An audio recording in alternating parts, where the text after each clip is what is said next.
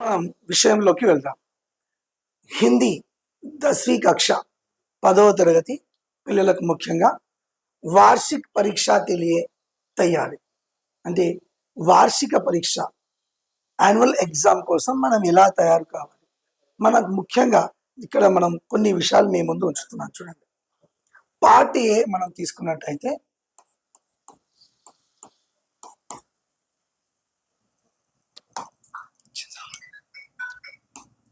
Part A గనక మనం తీసుకున్నట్టయితే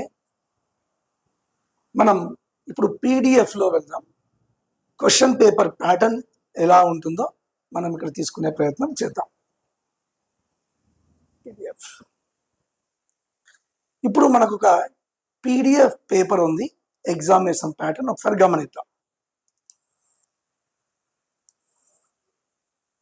సమ్మేటివ్ అసెస్మెంట్ అంటే వార్షిక పరీక్షలకు గాను సమ్మేటివ్ అసెస్మెంట్ 1లో అక్టోబర్ 2023 పేపర్ ఉంది. ఇక్కడ తీసుకుందాం దీన్ని. Second language Hindi. ఈ పార్ట్ ఏ బి కలిపి మొత్తం 80 మార్కులు. పార్ట్ ఏలో ఏమేమి ఉంటాయి అంటే మీకు ఒక అవగాహన కోసం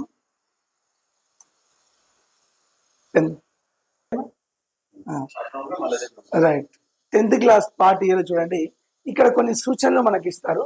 ఇది చదవాలి ఖచ్చితంగా. మనం సూచనలు మనం ఖచ్చితంగా చదవాలి.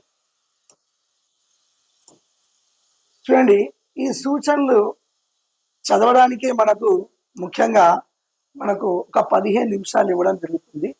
ఈ 15 నిమిషాలు కూడా మనం దీనికే కేటాయించాలి. కానీ ఎవరు కేటాయించాలి తప్పకుండా.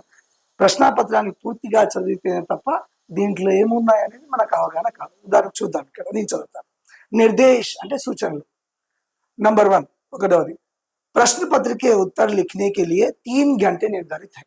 3 గంటల సమయము మనకు ప్రశ్నాపత్రం రాయడానికి ఇవ్వడం జరుగుతుంది. అందులో ఇస్కే అతిరిక్త్, ఇది కాకుండా అంటే 3 గంటలు కాకుండా इसके अतिरिक्त प्रश्न के लिए 15 दिए जाएंगे और प्रश्न पत्र पढ़ने के लिए ఇక్కడ కొంచెం ప్రింటింగ్ మిస్టేక్ అయింది. ఇక్కడ అంటే ప్రశ్న పత్రాన్ని చదవడానికి కోసం 15 నిమిషాలు కేటాయించడం జరిగింది. అంటే 3 గంటల 15 నిమిషాలు మనకి ఇక్కడ కనబడుతుంది. రాయడానికి ప్రశ్న జవాబులు రాయడానికి 3 గంటలు అయితే కేవలం ప్రశ్న పత్రం చదవడానికే మనకు 15 నిమిషాలు ఉంది. నిర్భయంగా మనం దీన్ని చదవాలి. అలాగే రెండవది, ఇది నేను చదివి వినిపిస్తున్నాను మీకు ఎగ్జామ్లో ఇది చదివేందుకు అవసరం ఉండదు. డైరెక్ట్ మీరు క్వశ్చన్స్కి వెళ్ళిపోవచ్చు.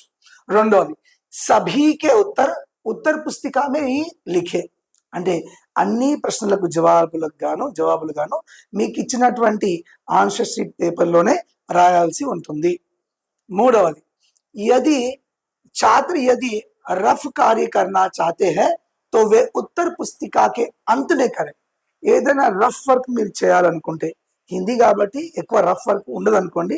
ఒకవేళ ఉంటే ఉత్తర్ పుస్తిక అంటే ఆన్సర్ షీట్ వెనకాల మీకు రఫ్ వర్క్ కొంచెం స్పేస్ ఉండడం జరుగుతుంది, అక్కడ మీరు చేయవచ్చు. అలాగే మ్యాథ్స్కి అయితే అనుకోండి, ఎక్కువ రఫ్ వర్క్ చేయవలసి ఉంటుంది, అక్కడ మీరు చేయవచ్చు. ఎక్కడ పడితే అక్కడ రఫ్ వర్క్ చేయకూడదు. ఇది గమనించాల్సిన విషయం అందరూ కూడా. అలాగే 4th పాయింట్ వచ్చేసి अंतिम परिणाम के लिए सारांशात्मक आकलन.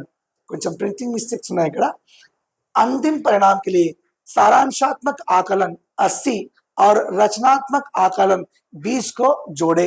మరి మీరు రాసినటువంటి ఈ పేపర్లో 80 మార్క్స్, తర్వాత ఇంటర్నల్ మార్క్స్ ఏవైతే ఉన్నాయో అంటే మీరు FA 1, 2, 3, 4లో మీరు చేసినటువంటి ప్రాజెక్ట్ వర్క్ అవనివ్వండి, పుస్తక పఠనం అవనివ్వండి, ఆ 20 మార్క్స్ ఈ 80 మార్కులు కలపడం జరుగుతుంది. వెరసి మొత్తం 100 మార్కులకు గాను మీకు గ్రేడింగ్ ఇవ్వడం జరుగుతుంది. కావున మీరు 80 మార్క్స్ పైన ఎక్కువగా ఫోకస్ చేయవలసి ఉంటుంది. ఎందుకంటే 20 మార్క్స్ గాను మీరు ప్రాజెక్ట్ వర్క్ అవనివ్వండి, పుస్తక పఠనం అవనివ్వండి మీరు చేసే ఉంటారు. కాబట్టి ఈ 80 మార్క్స్ మనం ఎలా ఇంప్రూవ్ చేసుకోవాలి, ఎలా రాబట్టాలి. మనం 80 మార్క్స్లో ఎక్కువ మార్క్స్ మనం సాధించాలి అంటే ఫస్ట్ ఆఫ్ ఆల్ మనం ఎగ్జామినర్ని ఇంప్రెస్ చేయాల్సి ఉంటుంది. ఎగ్జామినర్ని ఇంప్రెస్ చేయాలి ఎలా?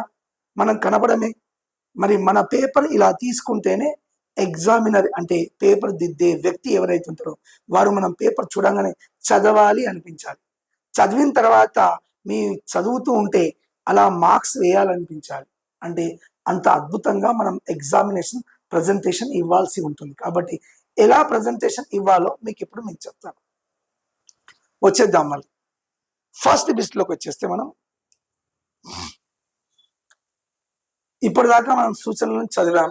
అంటే మళ్ళీ మీకు ఎగ్జామినేషన్ హాల్లో ప్రత్యేకంగా సూచనలను చదివేయాల్సిన అవసరం ఉండదు. అదే నిర్దేశం అనుకున్నాం. డైరెక్ట్ మీరు సబ్జెక్ట్లోకి వెళ్ళిపోవచ్చు, బిట్స్లోకి వెళ్ళిపోవచ్చు. ఇప్పుడు ముఖ్యంగా ఇక్కడ చూడండి, మనకు పార్ట్ ఏలో మనకి 60 మార్క్స్ ఉన్నాయి. అంటే ఇక్కడ అర్థం పార్ట్ బి 20 మార్క్స్ ఉంటుంది. అంటే పార్ట్ ఏలో 60, పార్ట్ బిలో 20, మొత్తం 80 మార్క్స్. ఇప్పుడు పార్ట్ ఏలో 60 మార్క్స్ లో ఫస్ట్ బిట్. ఈ ఫస్ట్ బిట్ లో కూడా మనకి ఇక్కడ ఏం జరుగుతుందంటే అనే ఒక బిట్ ఇవ్వడం జరిగింది. ఇక్కడ దీన్ని గమనించండి. ఫస్ట్ బిట్ ఏదే గాని మీకు బిట్ ఏముంటుంది అంటే గద్య భాగం నుంచి ఇవ్వడం జరుగుతుంది. మరి గద్య భాగం నుంచి ఏది అంటే ఉపవాచక పాఠాలు ఉంటాయి కదా, మనకు మీరు చదువుకున్నారు. ప్రతి యూనిట్ లో మనకు 3 పాఠాలు ఉంటాయి. ఒక స్టార్ మార్క్ గుర్తుతో ఒకటి మనకు ఒక లెసన్ ఉంటుంది. అది ఏమిటి అంటే అదే ఉపవాచకం. ఇక్కడ ఎగ్జామ్ హాల్లో ఈ ఫస్ట్ బిట్ లో ఎప్పుడు కూడా ఉపవాచకం పాఠం నుంటే ఇవ్వడం జరుగుతుంది. ఇక్కడ చూడండి, नीचे दिए गए गद्यांश को पढ़कर ప్రశ్నों के उत्तर लिखिए. గద్యాంశ్ అంటే గద్య భాగంలోని ఒక అంశం అని అర్థం. ఈ ఉపవాచక పాఠాలన్నీ కూడా గద్య భాగానికి సంబంధించినవి. కాబట్టి ఇక్కడ చూడండి, सन 1979 में उन्हें नोबेल पुरस्कार, सन 1980 में भारत रत्न पुरस्कार से सम्मानित किया गया. उन्होंने खतनी से कहीं करनी को अधिक महत्व दिया, इसलिए वे हमेशा कहा करती थी, प्रार्थना करने वाले होठों से సహాయత करने वाले हाथ कहीं अच्छे हैं. మీరు గమనించారా? ఈ గద్య భాగం నుంచి అంశం